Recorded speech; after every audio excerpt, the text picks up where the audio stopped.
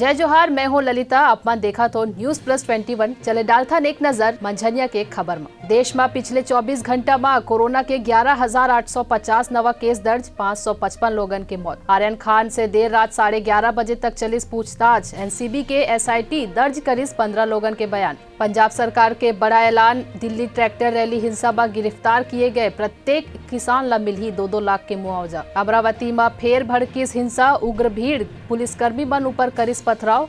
जवाब में पुलिस हा लाठीचार्ज करिस। दुनिया के सबले ज्यादा प्रदूषित शहर है दिल्ली, लिस्ट में कोलकाता और मुंबई भी शामिल। सीएम भूपेश बघेल कहिस झीरम कांड के रिपोर्ट नहीं हुई सार्वजनिक। राजभवन राज्य सरकार ला रिपोर्ट सौंपिस, लेकिन जांच अधूरा। एक्शन में नवा DGP साइबर क्राइम रोके के लिए होही भर्ती। CSP ASP से बोलिस शाम 5 बजे के बाद दफ्तर नहीं, फील्ड में नजर आए। केंद्र सरकार हा प्रस्ताव मंजूर करिस। हबीबगंज अब रानी कमलापति रेलवे स्टेशन के नाम से जाने जाही।